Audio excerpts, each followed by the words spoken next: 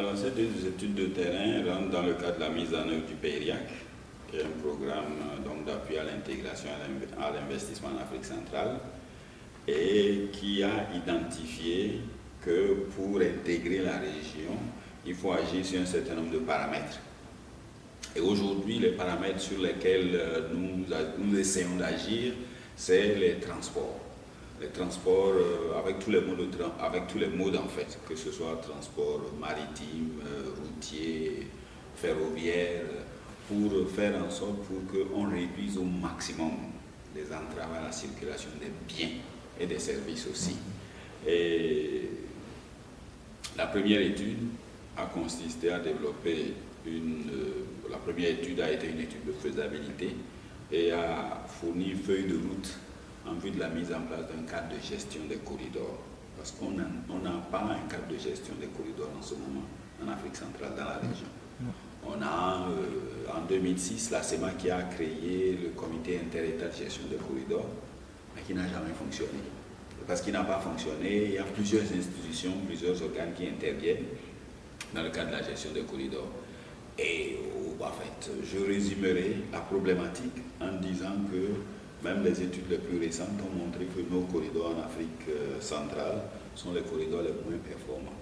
Performants en termes de coûts, en termes de délai, en termes de tracasserie.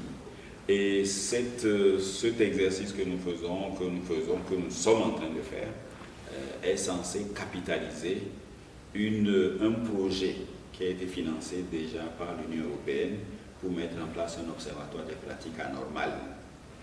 Et il s'agit d'aller maintenant au-delà des pratiques anormales, mais de pouvoir à tout moment évaluer la performance de ces corridors-là, comment est-ce la performance économique et même sociale aussi.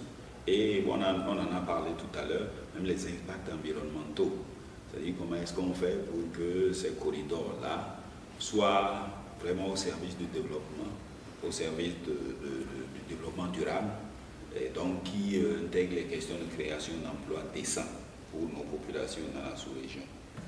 Donc c'est de ça qu'il s'agit. Deux études qui livrent à la région un cadre conceptuel de mise en place de ces deux institutions-là. Bon, maintenant je dirais qu'une bonne partie du travail a déjà été réalisée, mais le plus gros commence maintenant. Le plus gros, et c'est là où en fait le travail que vous faites est remarquable, je dois vous dire, en termes de communication.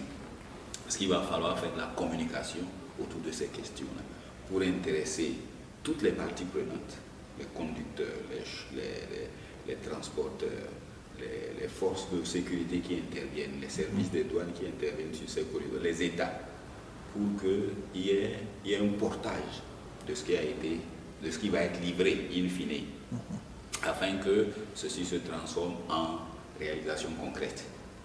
Et la région Afrique centrale, le faisant, n'aurait rien inventé, elle aurait plutôt capitalisé sur d'abord l'existant dans la région, et aussi elle aurait appris des autres régions, en Afrique australe, en Afrique de l'Est ou en Afrique de l'Ouest, où effectivement on a des corridors qui fonctionnent et qui sont parmi les mieux notés sur le continent.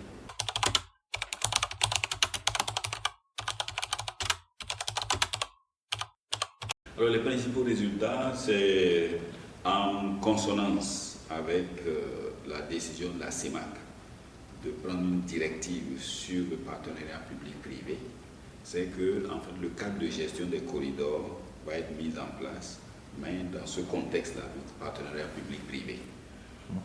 On a eu beaucoup de débats sur la question de l'Observatoire des transports, où il avait été recommandé aussi de le mettre en place en faisant appel à la modalité de partenariat public-privé. Mais là, des questions restent posées.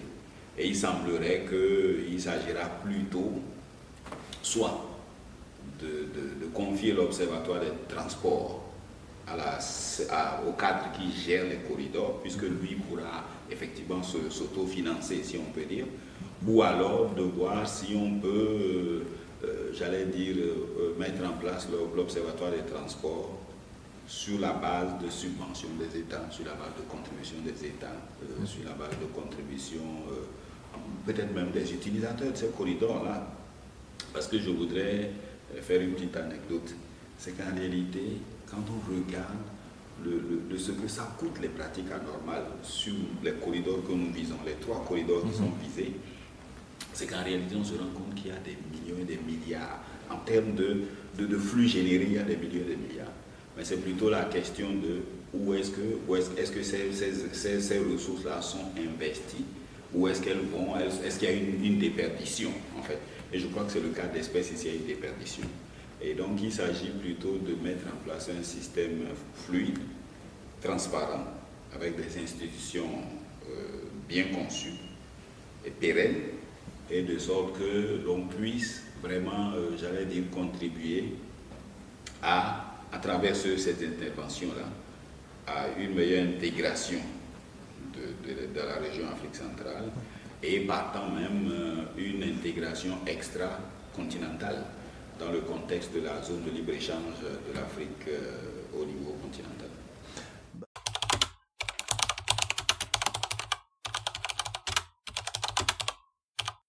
En fait, un défi qu'on a sur le continent, y compris en Afrique centrale, c'est le défi des questions de souveraineté.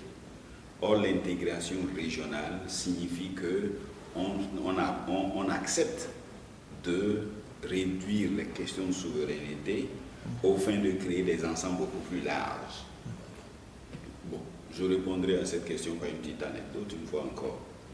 Alors, nous arrivons, par exemple, quand nous avons un visa Schengen, nous arrivons en Europe, et ce visa nous permet, nous rentrons par la France et nous pouvons circuler partout librement. Nous pouvons circuler partout librement, aussi bien du point de vue de passage des frontières que du point de vue, j'allais dire, de la connectivité. Et donc, il s'agit pour nous de pouvoir un tant soit peu dépasser ces restrictions, ce carcan qui est en fait en lien avec les questions de souveraineté, et de se dire qu'on sera plus fort si on est réellement intégré et si on est réellement ensemble. On me dit encore que, bon, dans la région Afrique centrale, parfois il y a certains pays, même si vous avez le passeport CEMAC, ce n'est pas évident de pouvoir aller dans un certain nombre de pays sans visa. Je dis qu'il faudrait qu'on travaille sur ces questions. C'est vrai qu'il y a un travail qui se fait au niveau continental, mais nous, en tant que région Afrique centrale, il faut qu'on puisse accélérer, il faut qu'on puisse trouver des moyens pour accélérer. Alors, vous me posez la question de savoir s'il y a de l'optimisme. Oui, je pense que dans le développement, il faut être optimiste, sinon on ne ferait pas tout ce qu'on fait. Ceci étant, il faut être pragmatique. Et l'option que nous avons retenue, c'est cette option-là qu'il s'agit, qui nous commande de commencer de manière pragmatique, 2 pays, 3 pays, et puis d'étendre l'expérience, de ne pas être très ambitieux et de rater le coach ce faisant. Donc l'optimisme, mais je dis que le travail que vous faites est très important parce que vous faites un travail de communication, de sensibilisation, parce que dans certains cas, c'est que nous avons peur, nous en tant que population ou en tant que gouvernants, nous avons peur, nous avons des appréhensions. Mais ce travail de communication permet de dire en fait que c'est une situation gagnant-gagnant. Et il faudrait y aller, il faut comprendre ce risque-là. Et c'est un risque qui peut payer et qui a payé partout ailleurs. Et donc il faut qu'on y aille et de manière résolue. C'est ce que je dirais. Il y a des exemples où ça a réussi. Bon, j'ai parlé de l'Europe, mais il y a aussi d'autres zones. On n'oubliera pas, par exemple, que l'une des régions les plus intégrées sur le continent ici, c'est la région de l'Afrique australe, avec ce qu'on appelle la zone de libre-échange, l'union douanière de l'Afrique australe, qui rassemble 5 pays, où il y a vraiment des mouvements fluides. Et ça a un effet sur la croissance économique, et ça, on ne devrait jamais l'oublier. Et amener nos dirigeants à comprendre que nous n'inventons pas la roue, mais qu'il faut aller dans ce sens-là, quitte à connaître des petits échecs, mais in fine arriver vraiment à servir nos populations, faire en sorte pour que le manioc de ARDC puisse se retrouver facilement sur le marché gabonais, la viande du Tchad puisse se retrouver sur le marché camerounais, le ndolé camerounais puisse être consommé facilement en Guinée équatoriale, bon, etc. etc. Oui. Donc, c'est ce dont il s'agit. Il y a de l'optimisme, mais il faudrait que ce soit un optimisme de veille. où on veille, où on ne se dit pas on y est arrivé, on a fini notre part. Non. Surtout que le partenaire de l'Union européenne a des ressources, on en a parlé ce matin, a des ressources très importantes qui vont venir pour appuyer les efforts de la région en matière de développement des corridors.